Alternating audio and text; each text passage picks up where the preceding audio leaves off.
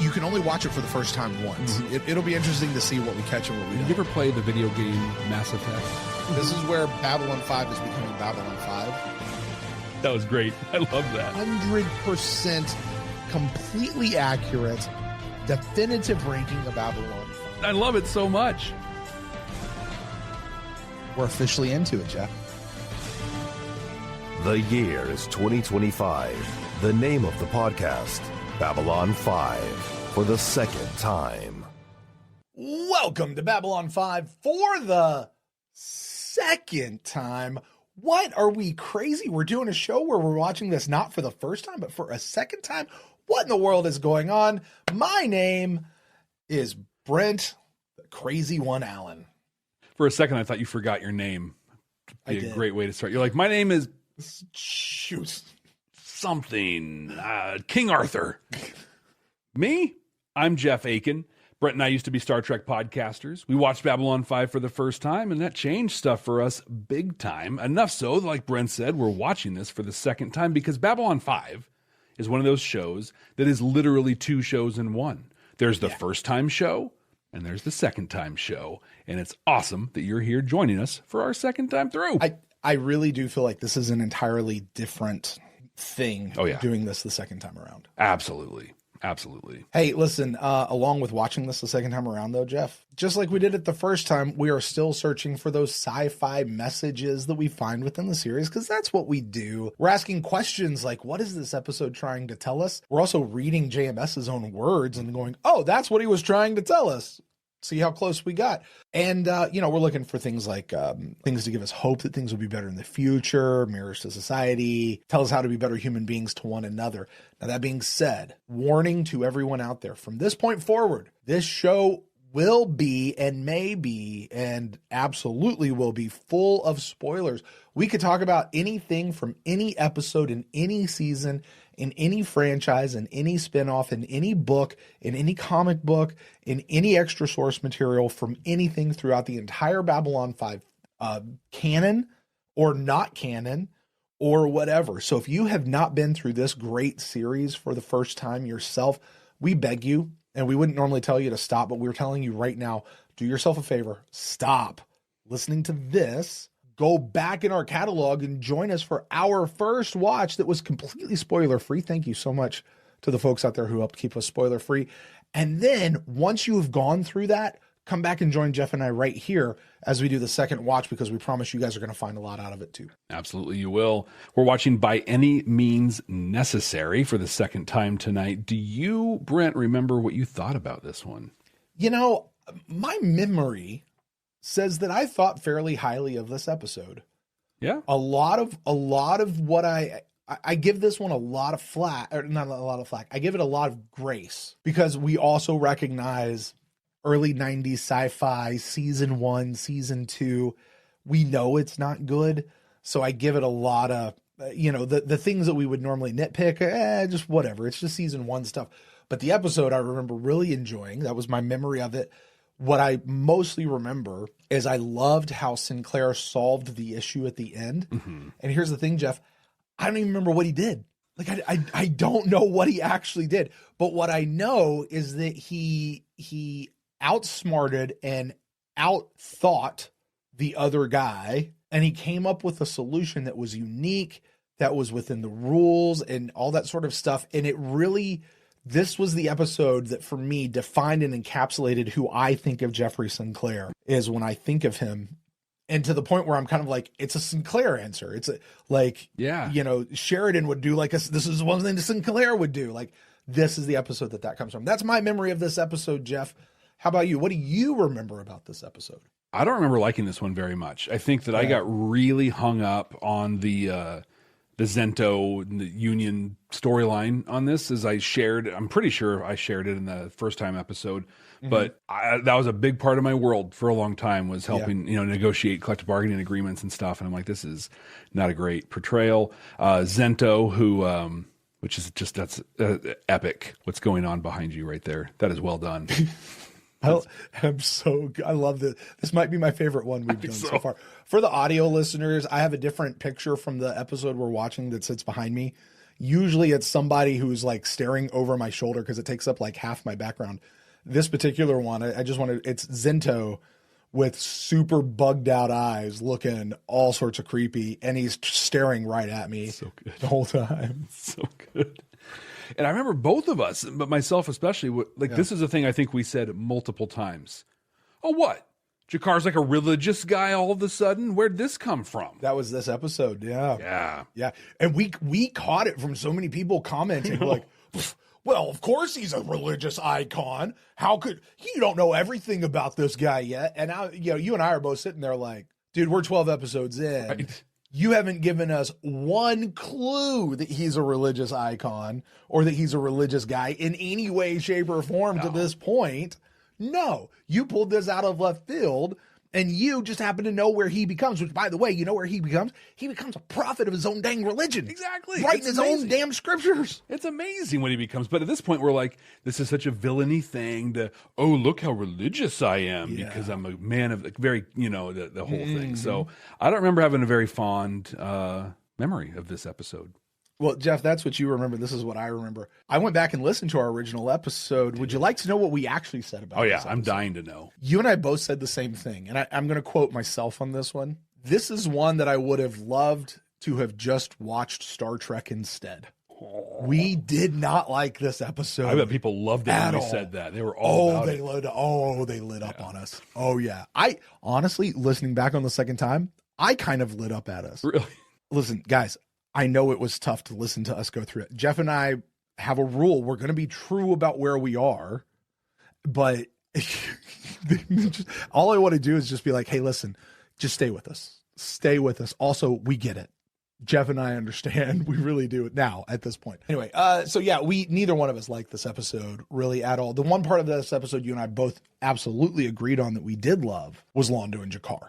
Because why would you not? Exactly. This is the episode where we get the gif of Londo going, doo, where he's waving his fingers from the elevator and the whole Jaquan Eth thing. And we're like, it stole the episode. And it was like the one good part of the whole thing. Now, Jeff, I went back and listened to everything. That's what we said. I know you've done some research. You've done some scouring of the Lurker's Guide and other sources and stuff. Did you find out anything interesting about this episode from JMS himself or someone else connected to the show? Not a lot, actually. This one was pretty light. I've got at least one that I want to save for during the episode itself when it comes up. But there were two that kind of came up. One of them that I don't think we had any idea about this the first time around. Okay. But nearly all of the production crew appear in this episode at various spots. Oh, yeah? The guy yelling, "I say we strike," is the director, Jim Johnston, and John Flynn, and then it says Grail, was played by John Flynn, our director of photography. So it's kind of cool. And then this was actually close to being written by JMS. It was written by his wife. Was it? Yeah. And so he talks a bit about that. He says Catherine's last name is Drennan, and her full credit is Catherine M. Drennan, not Straczynski. She is my spousal over unit. Spousal over unit. And he says... that's an accurate description, man. I got to tell you. He says, absent a collaboration on a series of articles they won't collaborate ever. In fact, he doesn't collaborate with any writer that works on his show. So those were pretty interesting. But that's kind of what we got out of the mouth of JMS this week. So it is super important episode that's got to be really deep, right? It has to be. It has to be. To be honest, I'm eager to watch it just because this has whet my appetite talking about it the first time and everything. So what do you say we do it? Let's get into it. Cool. It's all right. Well, you're that eager. You're that eager. I'm getting. For those of us joining us for the first time, the way this works is we're going to watch the episode right here, right now. If you're on YouTube, you're going to see the cut up version of it, the reaction-y videos, sort of a setup. If you want the entire unedited version, you can get that over at our Patreon page at patreon.com/Babylon5First. The number 5 and the word first. And hey, if you're listening to the audio of this on a podcasting app, you're going to hear that reaction. And then you'll also hear Jeff and I on the other side. We'll meet you over there where we're going to share some new thoughts. We're going to talk about any new messages we've uncovered. And we'll talk about, certainly throughout the course of the episode, like how our viewing of this episode changes knowing what we know about how this story goes. So, Jeff, with that, let's get into it. Let's do it. Real quick, what did he call his wife? His spousal overlord? Overunit. Overunit. Yeah. Spousal overunit. Accessing file. Unacceptable. We have a very perishable cargo for Ambassador Jakar and must deliver it immediately. I'll do what I can. Please stand by. I could see them sneaking a lot of the crew into this. They need lots of extras that they don't normally have. Where the hell am I going to get the crew? We're already up to our butts out here. I understand, but you know how the Narns can be. Yeah, I know. Slide her into Bay 8, then we'll see what we can do. Thanks. You know, Jeff, one of the things you and I discussed at this moment about this was the idea that she calls down and she's like, hey, can you do this? And his first answer is, no, I can't do this. Like, what are you doing? And she's like, come on, I just need to see, you know, I'm not demanding it. I'm just seeing if you can do it. And he's like, you're really busting my balls. Okay, now here's how you're going to do it. And we're like, dude, as overworked as you are, you're still handling it. Yeah. You are still handling it. Now, it may suck, but you're still handling it. Like, you know, and you had a really good response of like, you teach your people to do yes, but, or something like that. Yes, if. Yes, if. Yeah. So and it's yes, I can do that if you clear 3 more people out of here, or if you give me 30 more hours of overtime to pay my folks, or if, you know, I can do that, but here's what I need in order to make that happen. You know, but yeah, you talked about that particular moment right there. You may proceed immediately to docking bay 8. Just watching that moment, though, of the dock workers, they could use a process improvement expert come in, draw a spaghetti map and stuff, and really figure stuff out. I'm sure that would help them a lot. Computer, it's racing the transport. No more transport. Do not start your engines.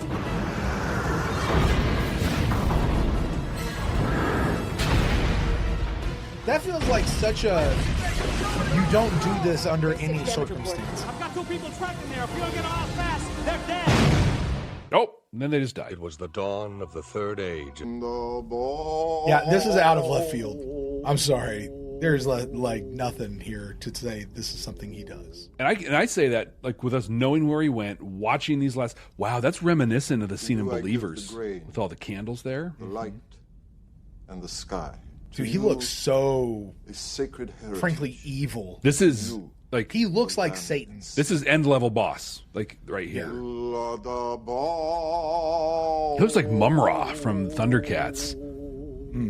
Afraid the Jaquan Eth was destroyed in the accident. My drugs! Oh. So in this moment, Jakar is more concerned about the Jaquan Eth than anybody. Than people and his own folks. And we have said all along that the ship, dockside equipment the station, isn't up to handling the amount of traffic we get. The computer malfunction might have been caused by operator error. It's Even sacred. If that were true, you know? What do you expect? My people have been forced to work triple shifts because we are understaffed in every area. Ms. Conley, we're not here to... You know, I agree with you. I find it very hard to believe that she is a dock worker. Yeah. She always strikes me as still like a supervisor who's in like an office up on an elevated platform. Those are her people. She's their like direct supervisor, direct manager. So she's representing them. Yeah. But she still strikes me as management, as supervisor level type stuff. Like shift leader maybe, but still not a dock worker. No. I'm with you on that. She's not hucking Maybe boxes you are, around. but my government will want to know who is responsible for damaging our ship. Then I suggest you start with your ship's captain who panicked and fired his engines inside the docking bay against my direct orders. Now, don't try to blame this on us, Lieutenant Commander. We are the victims here. You lost some cargo, Ambassador. Alberto Del Vientos lost his life. Stand by. We'll be right back. Are you ready to take your Babylon 5 for the first time experience to the next level?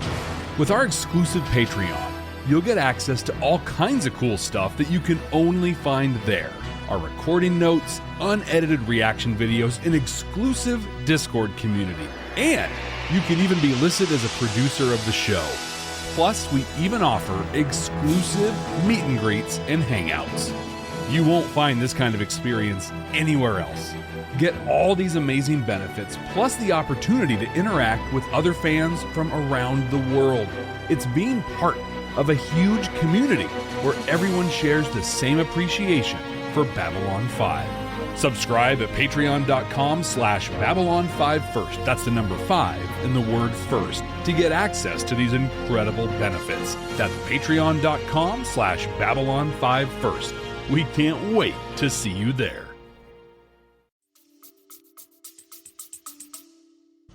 So we're assuming that the Narn captain and anybody else on that ship What was our captain to do? I think so. His ship was placed in jeopardy through no fault of his own, and he reacted. And by Jaquan, I mean to see that we are compensated for the damage. Have we ever heard by Jaquan before? Yes. No, not at this point. No. We hear it later, but all of this is new. Accident was caused by equipment failure. I do enjoy these early season things where they just get into the nuts and bolts of the station. Several hours at least. I'm aware of that, Ms. Conley. And I've done everything I can to make the Senate understand we need an increase in the station's budget. Yeah, you talked a little bit about the position that Sinclair is in here, which I'm watching this through these eyes of what you said of Sinclair doesn't actually have any power. Exactly. The Senate has the power. He just has to relate what they're saying to him. Mm-hmm. Like, he's the guy who's sitting right here, but he doesn't. Yeah. He's just giving, look, here's what your money is and here's what you can negotiate with. Try to keep it as cheap as you can. But, like, he can't actually do anything. At all. And that's the way that a lot of times this works with management in these negotiations. So truly shocking. If there is anything I can do to be of assistance, you will let me know, yes? No. He is just loving this, man. There's no one who can have a Jaquan Eth delivered in time for the ceremony. However, Swak. According to that's not what I heard him no, just say. Being on the station who has the throne. Well, who is it? Ambassador Malari. What? God, you see, I love that. Oh, there it is. I love it. I love it. I love it. I love it. I love it. Everything from Natat's little to that. This whole scene might be my favorite scene of the first season. All in the budget report, Commander. I assume the news about the budget is leaked by now. So here's the thing. Station Business Channel. They've been in negotiations before. Wonderful. They struck a deal, We'll need to set up meetings and the with government business just never council came through on their deal. And I better have a separate meeting with Ms. Conley. That's a problem. Spitting neutrons. Big Dock problem. workers got zip. No pay raise, no money for new workers, no funds for upgrading equipment. As far as the Senate's concerned, they're bound by a government contract. They can't quit and they can't go on strike. Why give them anything? Commander, we've got a problem. Surprise, surprise. In other words, we have an illegal strike on our hands. Illegal strike is not a strike. Schedule is being revised. No arbiter is going to call it a strike. Yeah, I can really see they need more extras than they typically have in a normal episode. Stop it! Now, first of all, I don't want to hear the word strike anymore. We will hear everyone out, but let's take this one issue at a time, okay? Now, let's remember, let's try to keep a cool head. Yeah, Garibaldi walking through here does not feel safe for him. No. What do you want here? Right. Getting out of my way would be a start. It's all right, Eduardo. Let him through. Come on, Eddie. And they're all crew so they can have lines and not get paid anything I've been extra. expecting you, Garibaldi. Maybe you didn't get the message. I've been tied up. I got a lot of sick workers here. You think this is funny? I like that response from everybody. I don't. We're as serious as a rip in a spacesuit, and we want the Senate and Commander Sinclair to know it. By staging You know, an illegal strike? that's a great line. It is. As serious as a Sinclair rip in a and Ivanov are career spacesuit. military. I don't expect them to understand. The hell with your talk. You got people dying out here, Mr. Security Man. And Sinclair wants us to talk. What does he think we are, fools? Well, there's no other way to solve it than to talk. Like, what do you think is going to happen? Okay. Yeah, I'm turning on Del Vientos in real time. Hey, we have a solution we'd like to offer. We got to talk about it. What do you mean you got to talk? Del Vientos. His little brother Alberto was the one who was killed in the accident. He's taking it hard. Things are changing on Earth and not all for the best. Look, you've made your point, and Earth Central will be made aware of your grievances. There's nothing That was else a you can gain big- by continuing the strike. Big drop send right my there. people back to work without some guarantees. And I can't guarantee anything while you're on strike. If you just trust me. It's the Senate who controls the money, Commander. Every time we trust them, we get kicked in the teeth. My father was shot dead during the 37 mining strikes on Ganymede. I have spent my entire life defending workers' rights, and I'm not about to stop now. You get us decent Get it, pay girl. and equipment and hire enough workers to do the job safely. Then we return to work. Not a minute before.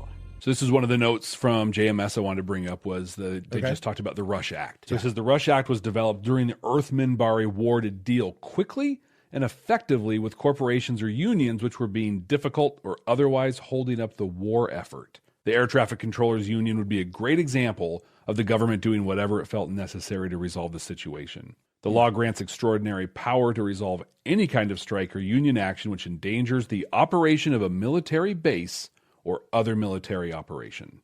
You know, you and I had no clue what the Rush Act actually was. Like, yeah, at all. We got enough of it's some legal thing that says that basically they can't strike, and it's what's going to give them legal precedence to go in and bust some heads, basically. Yeah.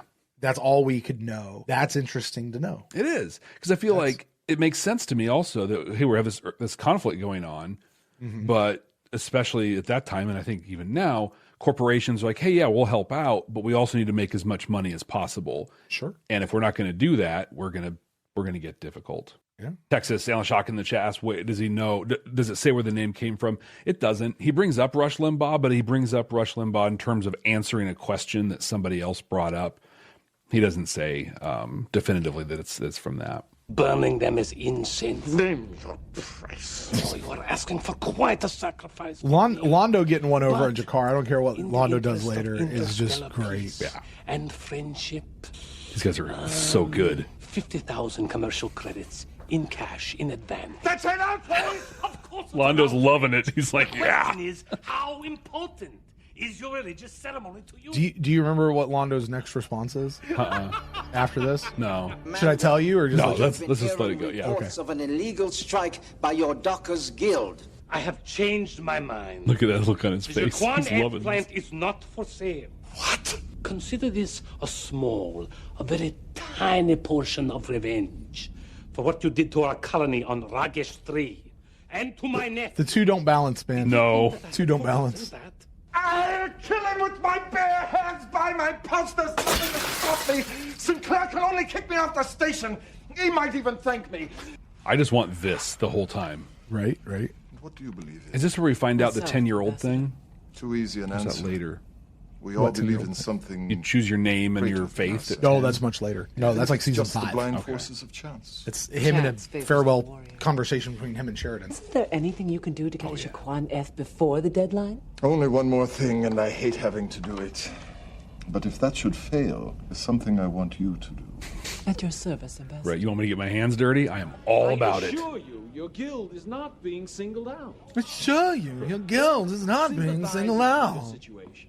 I personally understand your feelings. But the government must cut costs. He's just still sore he didn't get the role of Ross in Friends.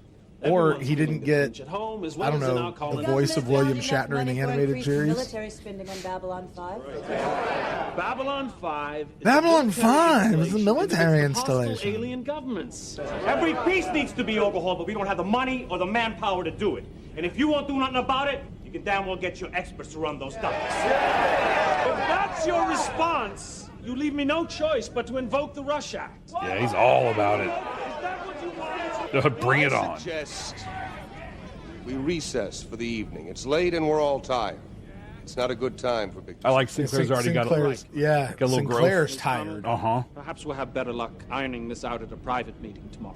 Workers always get shafted. It's wild. Like Sinclair's hitting this, things are changing. It totally went over our heads the first time. We have a right to defend ourselves, Neoma. But not with violence.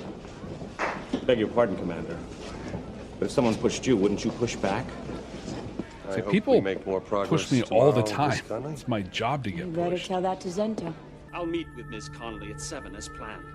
But if she persists in this illegal action, Yeah. the Rush Act will be put into force. Zento's here to get the Rush Act, and he's going after Sinclair also, right? That was the whole thing. Well, I've got I mean, friends. this is a string of folks who are trying to supplant Sinclair on Babylon 5. I must speak to you immediately on a matter of the gravest importance. Are you telling me this is about a flower? Not just a flower. Just a flower. The very symbol of my faith. Those of us who can't be there must still perform the ritual at the same moment, a moment which is almost upon us. It is the most important observance of my beliefs, and it requires the Jaquan Eth. And it doesn't which come is up the highest at ranking all member of ever my again. faith on this station. It is my responsibility to provide. I'll make a major incident out of this, Commander.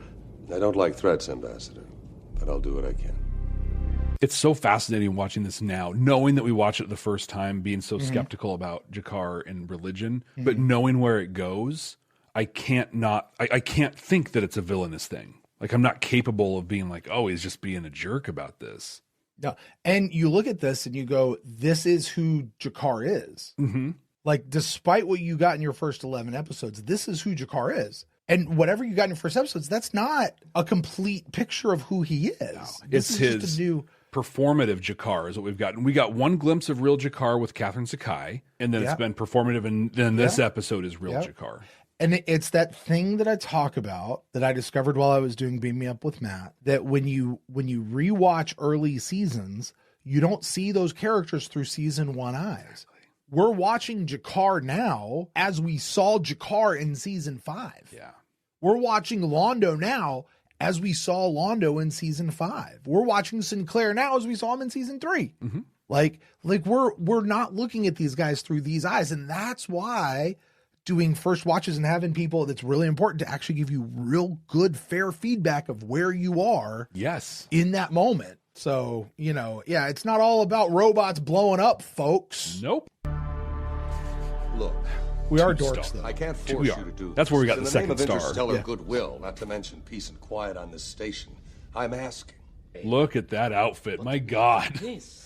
You don't have well, that's something we don't ever see again. No. He's agreed to pay a rather steep price for it. This isn't about money, Commander. Man, I'm pretty sure I have Christmas wrapping paper that looks like that. I'm worried about losing face. I think my great-grandfather was buried in something like that. Barbaric people. I think my grandmother's couch was wrapped in something like that. Still worshiping their son. Oh, how convenient. I'm sorry. But Commander... Commander. If asking like a grown-up doesn't work, let me try whining. Uh-huh. Give it a shot. Same philosophy my daughter uses. When are you going to start being reasonable? I'm really enjoying the way they're using Sinclair to bounce through the stories. Like, we're feeling it with him. And we're feeling the wear and the drag. It's not a bottomless pool of money. I don't care if they've agreed to wear bunny suits and sing the Hallelujah. He's all chorus. unbuttoned and stuff. We're not putting Like, up with this kind is of people great. from Earth Central any longer. Stuff it. Stuff it. Look at that look on his face. He's like, yes. Pander to these people anymore. I'm invoking the Rush Act as of now. You can't do that without Senate confirmation. I'll have it within the hour. Expect Mr. Garibaldi's within the hour ready to arrest Ms. Connolly and any other worker who persists in this illegal activity. I think he's the worst guest actor out of the 3. You think so? Oh my God. I'm really seeing Connolly in a different light than I did the first time. Are you? Like, I still don't buy her in her role, but like I'm seeing her as being more reasonable. Here's what I want you to do. Keep an eye on Ivanova. All right? Watch her reaction the whole time. Okay. Commander, this creature is a thief. I demand you arrest him at once. Call me that again, She has a little connect there with Sinclair. This barbarian has stolen the statue of our god, Brutarian, from the I'm going to try to narrate this for our audio folks a little bit here. Many witnesses for several hours. Oh God. She just gave Sinclair like a chill. I'm fed up with your fabrications, Molan. Commander, do you have a comment on this? I demand you arrest him. I demand you arrest him. That's enough. Oh, little oop. Ivanova had like a and now she's like, well, you've done it now. So, look at this. I love that move right there. She's like, whatever. She looks at the reporter and is like, get out of here. Yeah. Like, she tries to give her a civil, like, she's got her hands together folded, and she's like, yikes, go. This is about to happen. And Sinclair is about to issue the order, and Ivanova's ready to go. She will escort any unauthorized person still present to the brig and leave him there. She's like, oh yeah. 10, 9, 8, 7. Ivanova's awesome. 6, 5. You are impeding the warrants right to know, Commander. 3, 2, 1. So this she looks like she's about to slap him. Yeah, in when that he moment. walks through the door. Because you know what she's doing here, though? She has her commander's back. Mm-hmm. She has, she knows Sinclair's running ragged. Yeah. She tried to intervene between him and the other folks, and she's like, you better get out of here, because this is not going to go well. And when Garibaldi comes in, before she even realizes it's him, she's about to because she's got Sinclair's back. I love this in her. Yeah. And she's got his back because he has hers. Yeah, just absolutely. Implicitly, hey, she's going to take care of you. This is going to happen. Yeah. But I do have to say, this scene and then the scene on the Zocalo with Londo and G'Kar might be 2 of my favorite scenes in the whole series. This is so great. I demand you arrest him. I demand you arrest him. I'm going to file a protest. I'm going to file 2 protests. So great. Oh, my God. trying to see whose tentacle is bigger. Exactly. That's all it is. And everybody around, Ivanova, this had to have been a blast to film this scene. Oh, absolutely, yeah. Going full bore is so good. Commander. Imagine what would happen if we Welcome, actually had Senator 5 Hiroshi. seasons of those two together. Right? For real. Although I wouldn't trade it, but still. You are ordered to move in with your security troops and end it now. No negotiations, no delay. What you're asking can only end in violence. I know that, and I fear that's exactly what some people are hoping for. You know, the senator, Picture, people. the senator is weird to me. Yeah. Because on the one hand, you hear him and he just sounds like he's just a bureaucrat. He's all up in the Senate's business and is for the Senate and does what the Senate's wanting to do. And he just doesn't give 2 blips. And then in the next breath, he's like, actually, I'm for you. Like, and you get, why is this guy the messenger? Yeah. Is it because he oversees something where Babylon 5 falls under his like personal overview? There's an oversight. There's a Senate oversight committee for Babylon 5. So. Right. And so he's like the chair of that, or he's the liaison to that, or whatever. And it's like he has this relationship with Sinclair that's more personal than it is just professional. And he's like, hey, you got to do this. You got to do this. And God, listen, I'm sorry. I'm sorry you got to do this because this is where we are. And he's convinced. And I think we should do this, but you've got to do it this way. I didn't read it that way at all. He's just in both worlds, and I don't know what to think of this guy. I think he's in one world. I think he's in the world of I'm a politician. I'm going to get the things I want. And so earlier he's like, knock it off. This is what you have to work with. Go do this. But now that things are getting escalated and bigger, he's like, I mean, I trust you to do what needs. Literally 20 minutes ago, you told me to back off.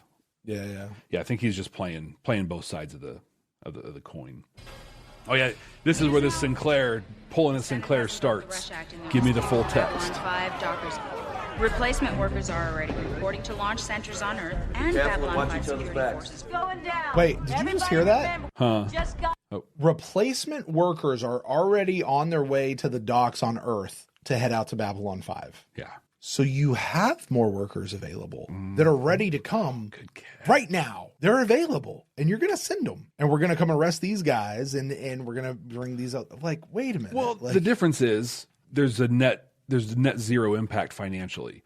We're going to stop paying these people because they're on strike. We're going to pay these people probably less than what we're paying these other people. No. Scabs? You don't bring in replacements like you. Well, I don't know. You have more. Here's what in the worlds that I work in, right? Which is more blue collar or more white collar than blue collar. I'll admit, but I imagine but I know unions and how they work. Mm-hmm. If you call me to go do a special assignment over there, I'm getting twice the amount of money that I. Oh, but they're not calling a union. They're pulling up people who aren't skilled workers, who they've got like they could be prison labor. They could be something. Maybe.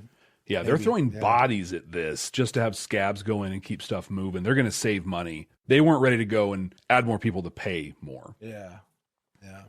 But I want to call this out right here. Mm-hmm. And Sheridan brings this up during the Earth Civil War that, he talks about we don't want, the Earth Force doesn't want automatons. We don't want people who just blindly follow orders. And what Garibaldi's been tasked with here through Sinclair, through the Senate, is to take his people and go fight this. They don't believe in it. And have every reason. And it's not just they don't believe in the order. This isn't valid. Like they're declaring the Rush Act on false pretense. Mm-hmm.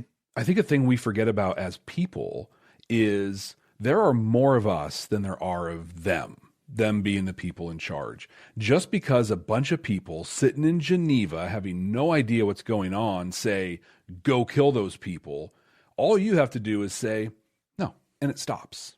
It stops. You don't have to be like, oh, it sucks, but let's go shoot these people. Yeah. And I feel like if we had sci-fi teaching us this back in the early and late mid-90s, maybe the world would look a little bit different right now.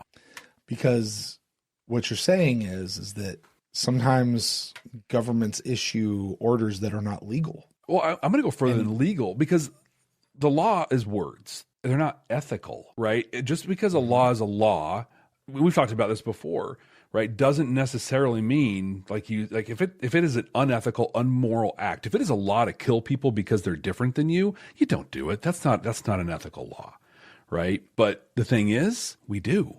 I mean, if you get, let's say, illegally fired, mm-hmm. meaning you lost your job, but not through the means that you're supposed to have to lose your job. You can lose your job. That's fine. Yeah. But there's a process that works, and this does not go through that process. Mm-hmm. But you've been notified you're fired. Do you show up to work the next day? Did you really get fired? Yeah. Can't you just be like, yeah, you didn't do this. This is not how I get fired. So right. No, I'm not fired. I'm still here. Yeah, you said a thing, but none of the things that need to happen happened. Just saying. Yeah. Just saying. You don't. I don't want just to get have into all that right now, but yeah, I'm just gonna say you. I'll put it into the show terms. Garibaldi and Sinclair don't have to do what they're being told just because they're being told. Yeah.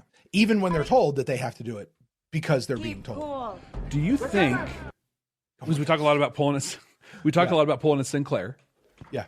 Do you think Sheridan would do this, or would Sheridan be like, "Take a hike, Hidoshi"? I think Sheridan would walk the line that Sinclair walks here. Yeah, I really do. Until they're disbanded from Earth, and then they're like, "Well, we're not with you anymore, so screw you." You know. Yeah. And I think Sinclair would be. I think an episode we would see about Sheridan in season 5 would be him being on the other side of this, now running the Interstellar Alliance.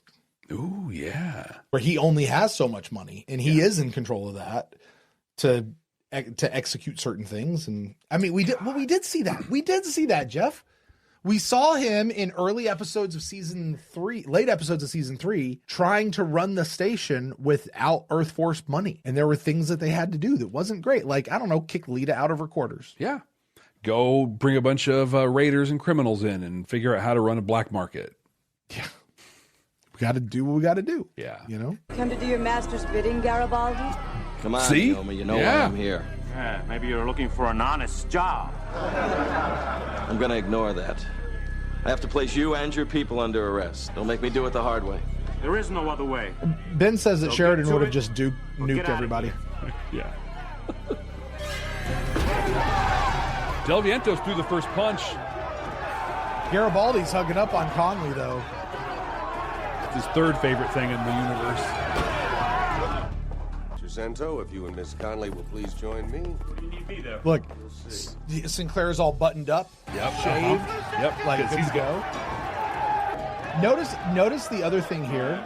Notice with the kind of confidence and authority that Sinclair is moving right now, because he knows what he's doing. Like he's got this figured out. He is moving with a purpose and a sense of control that we've not really seen him in this entire episode. Yeah, you're right. You know? And to your point, buttoned up, shaved, like he's ordering people to do what, you know, he's going to walk right into the lion's den right here. I like that moment too, because he's like, I'm confident. I'm also a little scared out of my mind, but we're going to do this. Soundtrack's working hard. It's doing a good job here. Just underneath. I like that person in the ADR room going, brr, brr. Under the Rush Act, the Senate has empowered me to end this strike. I'm authorized to use any means necessary. Correct, Mr. Zento? Yes, any means necessary. Say it again. I am reallocating 1.3 million credits from Babylon 5's military budget to begin necessary upgrades of all dockside equipment and to start hiring additional workers. All right!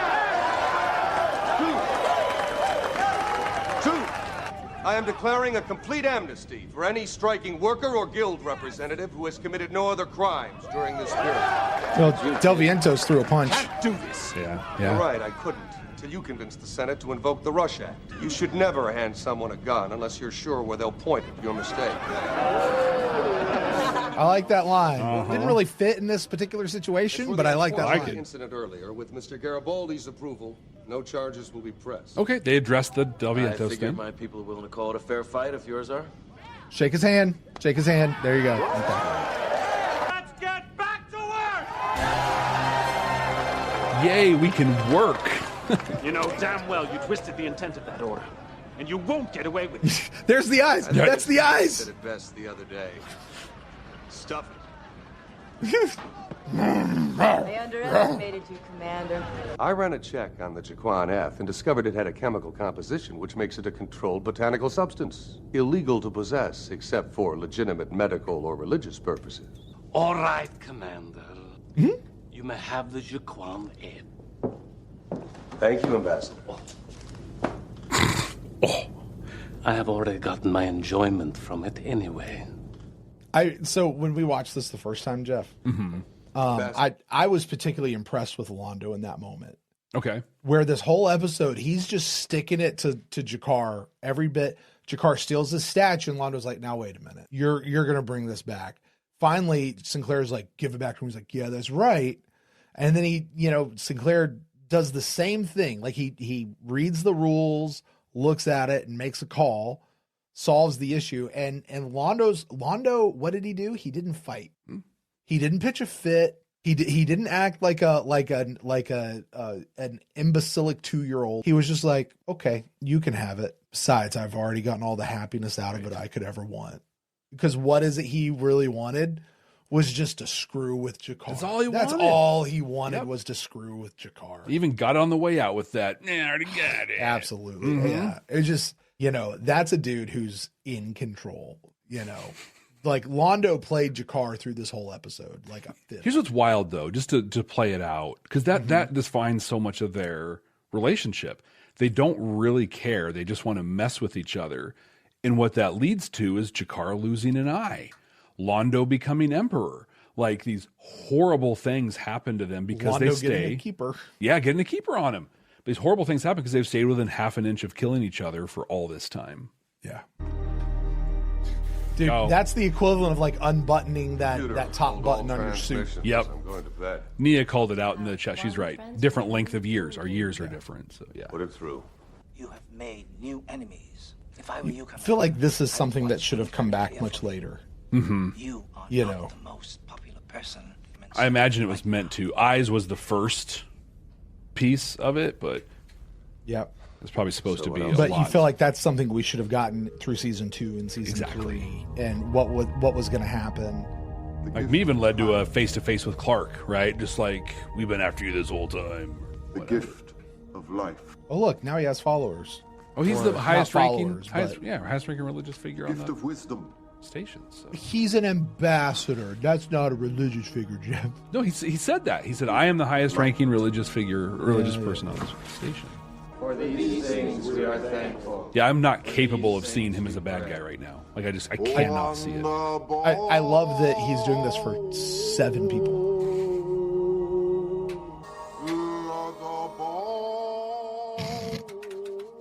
Just let it keep going. They're like, I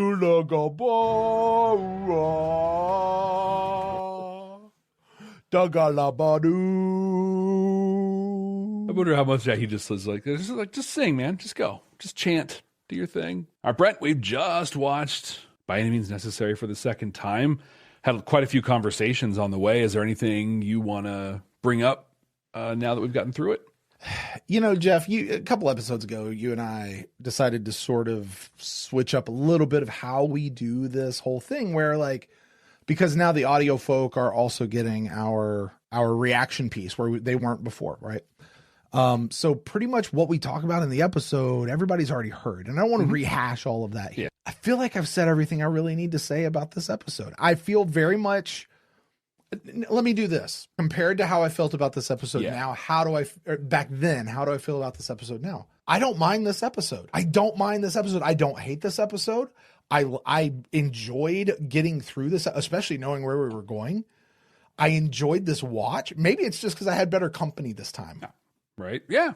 You know what I mean? Mm-hmm. Like sometimes that changes everything. You and our council chambers, ultimately our folks out on Patreon and YouTube as well, and the audio listeners. But, I don't mind, if I were to hear somebody come in and just crap all over this episode, I might be like, it's not that bad. It's actually pretty good. There's some really good stuff in here. Also, this is the first instance of real G'Kar that we ever see. Exactly. And I know that. They may not know that, but I know that. Instead of going, where's this G'Kar? This is out of left field. We've never seen this before. Yeah, but it actually is kind of like this. Yeah. Listen, can we just call it what it is, Jeff? Well, maybe this is how G'Kar was always planned to be. I don't know. Or this is what we call in our good old sci-fi circles a retcon. Mm-hmm. We're going to go in this direction with G'Kar. That's okay too. Let's just call it what it is, right? Because he was not a religious figure in episodes 1 through 11. No. Or 12, whatever number. Well, I don't know, man, because no. No.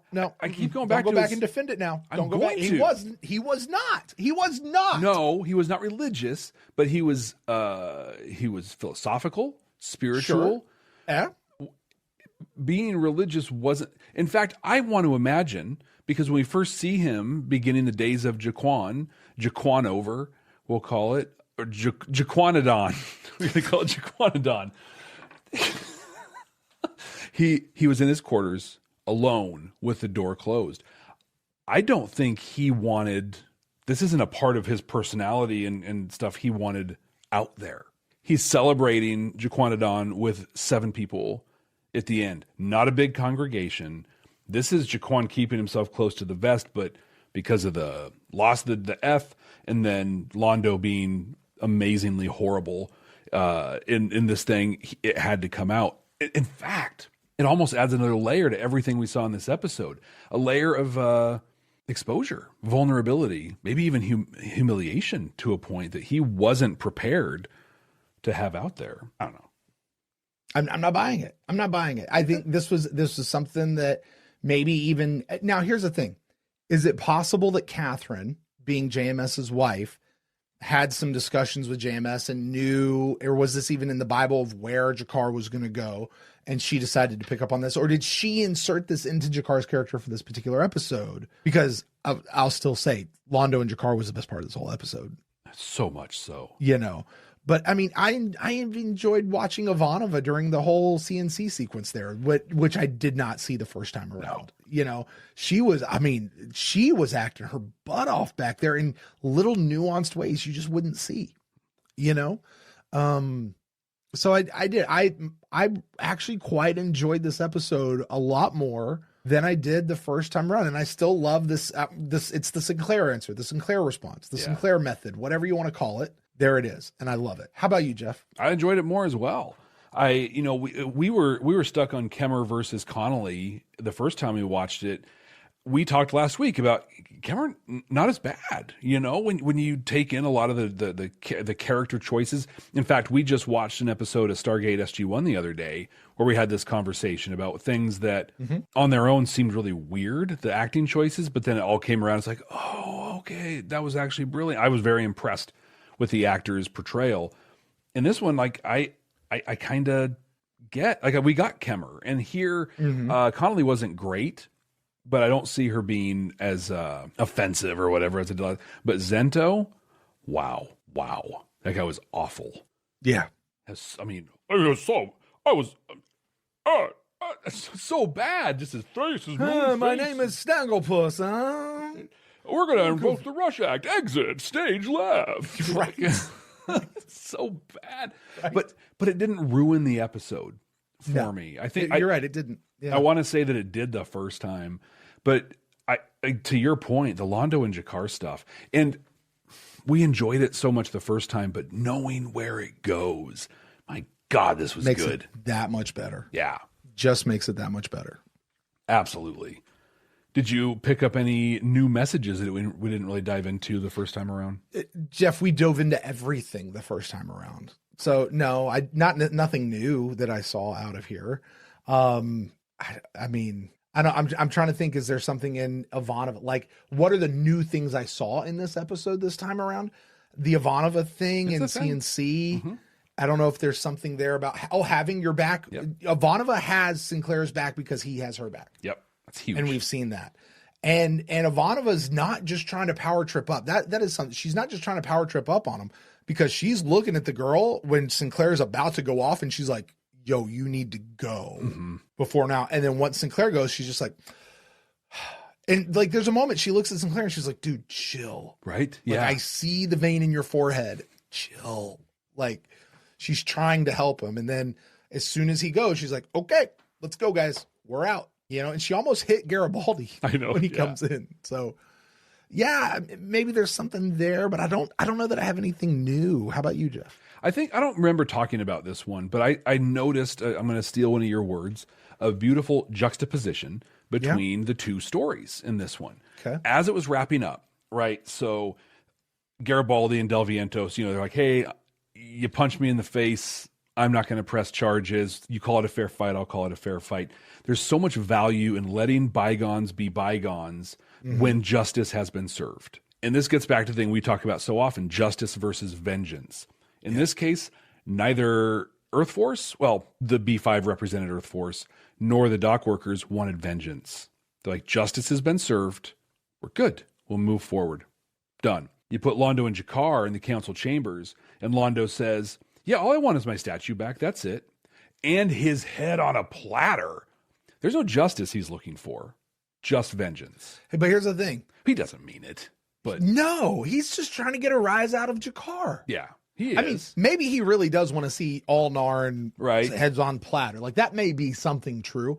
But in this case, he's just trying to get a rise out of G'Kar because that's all he's been doing the whole episode. The whole time. But how often is this the case, though? Where you're like, hey, here's a reasonable solution to the problem. And one person is like, oh, no, I need this thing to happen, too. It's like, no, here literally is justice. Here's a thing, okay? Londo, true or false?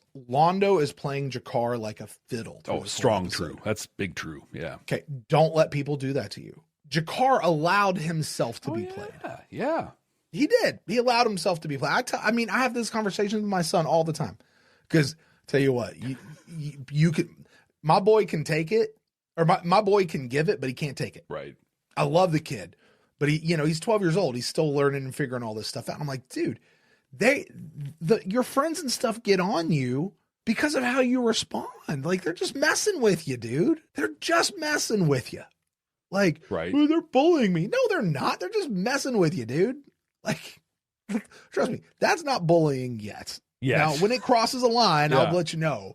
But that's not it yet. Please don't send me emails, folks. Okay? Look, just stop. It's okay. Yeah. He's fine. You don't know all his stuff. It's okay.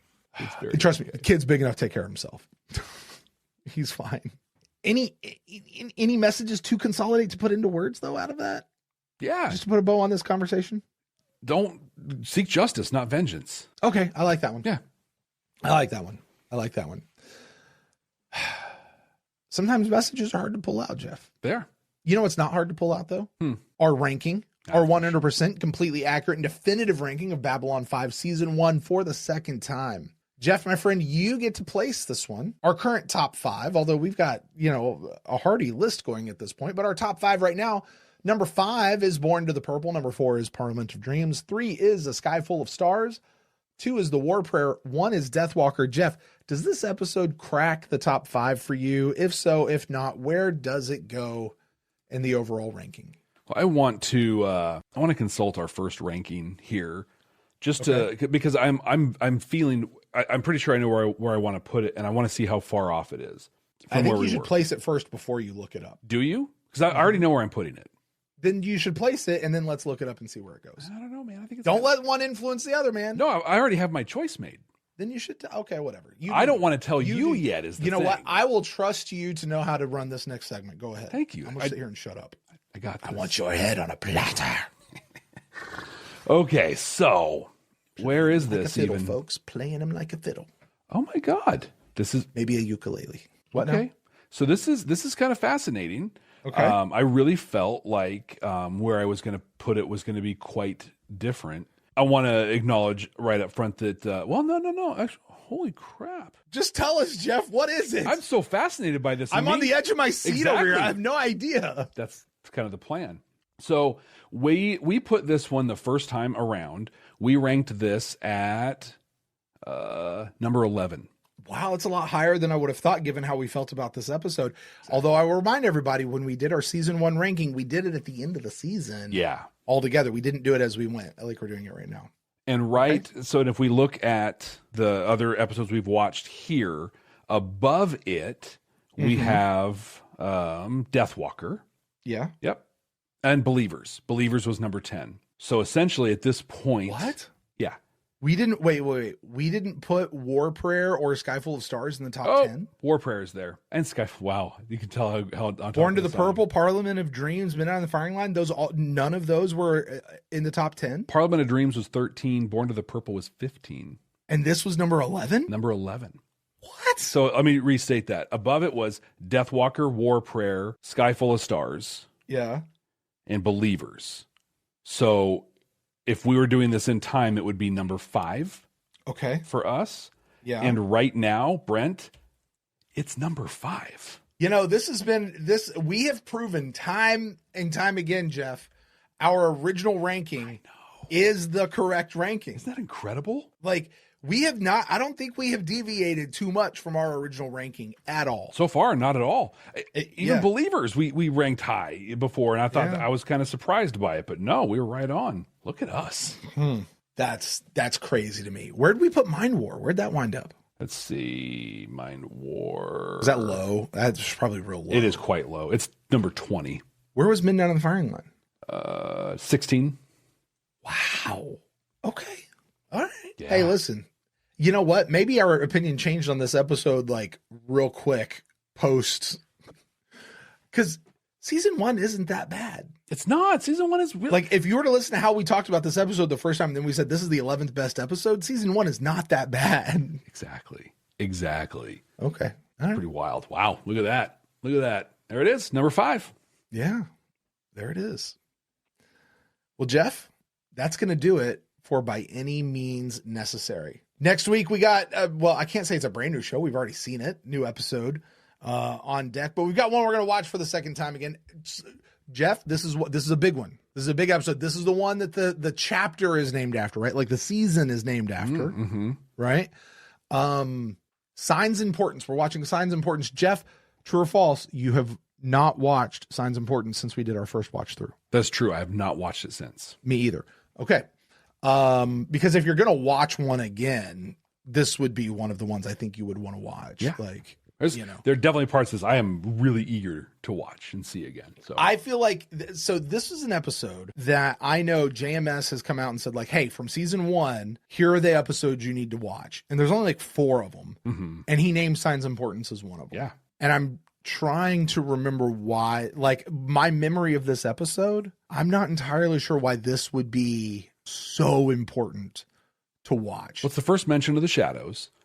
It presages the blow up of Babylon 5 that we meet Morden in this one, right? We meet Morden in this one. But see, I don't think you need this episode to understand what happens with Morden in the coming seasons. I think you do, because why is he working with Londo? Maybe. Like, so many foundational things get set in this upcoming episode. Maybe. But you know what doesn't matter at all? The whole Eye of Centauri Prime. At all. And not even a little bit. The stuff that this episode is actually about, not a thing. The things you would think that were important. Yeah. You were bringing that eye up well into the 5th season. You know why? Because that Lady Morella was like, I was convinced when she's like, don't pluck out the eye that can't see or whatever. I was convinced it was that Eye of Centauri because I thought that was like the thing. And I'm really sad we never saw it again, because we should have seen it again. At least if Londo had that thing in his possession, that should have been the thing that he used to justify his ascension to the emperorship and to the throne. Look what I got. Or they used it against him to force him to take on the emperorship, and he didn't want it. You have the eye. But you have the thing, so that's you, right? Like, so I don't know. Jeff? We know what Signs Importance was about, but do you remember what your prediction was? Remember when we didn't know what it was about and we played the game where we made predictions? Do you remember what your prediction was? I do. And just before we went on mic, we were talking about our predictions and how they're not just indicative of us trying to like weave the story together, but it's really what we were wanting to see. Yeah. Like, I really hope this. And so that's mine. I thought this was going to further Sinclair's Minbari stuff going on, and that Delenn would probably find out that Sinclair knows what he knows. What did you predict?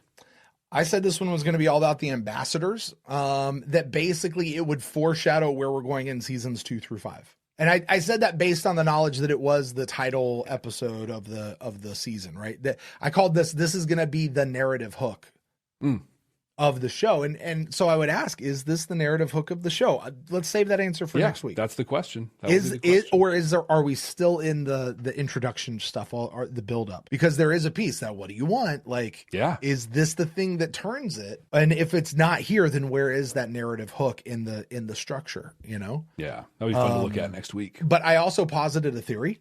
We get our Red Yarn stuff going. My theory is that the Narn Centauri War was connected somehow to the Earth Minbari War, and it was the Vorlons pulling the strings. Oh. Mm-hmm. Yeah, it's interesting. There was someone pulling some strings, right? Well, and the Vorlons were not innocent. No, there were no clean hands in that exchange at all. Yeah. Well, cool. This is going to be exciting when we watch this next week right here. Thanks for joining us, everybody. This has been, I've had such a great time. Brent, I'm sure you have too. Like this Jeff, time I'm sorry. I want to, Jeff, I'm sorry. It's fun. From our council chambers. Oh, yeah, I yeah. apologize. From our council chambers, our friend Delynn, speaking about next week's episode. So we have to remember to do this next week, okay? Okay. Signs Importance has my favorite Easter eggs. You need to pause and read the blue screens in the customs area. And I think next week, Jeff, would probably behoove us to really pay attention to as many details in the background and in that, like, to really almost study this episode. It would probably behoove us to do that. Cool. That'd be fun. Sorry, I didn't mean to interrupt you. Fine. I was just talking about how fun this has been, and you just added, like, this is a thing. That's great. I'm so glad we're doing this. This is why I love the second watch through. Totally. Yeah. And I hope you all are loving it as well. If you do, leave us a rating and review. Even if you don't like it, go ahead and send us a 2-star rating. It's cool. Whatever. We love that you felt so moved to go onto your little thing and share your feedback with us. That was fantastic. But if you really want to make a difference in this show and help us out a whole lot, share this show with somebody who's not watching it right now. Let's get some more eyes on Babylon 5 for the first and second times. So until next time. Hey, Jeff. Yes, Brent, what is up? Hey, you gonna do the thing? The thing? What thing? You know, the thing. I mean, Jeff, after all, you are the most senior official of the Bad Nerds here. It's the thing. I am the most senior. Here, hold on. Let me just get a little incense in here. And ora se mina fosido frey monser. I mean, we're not some deep space franchise. This station is about something. That was Latin. This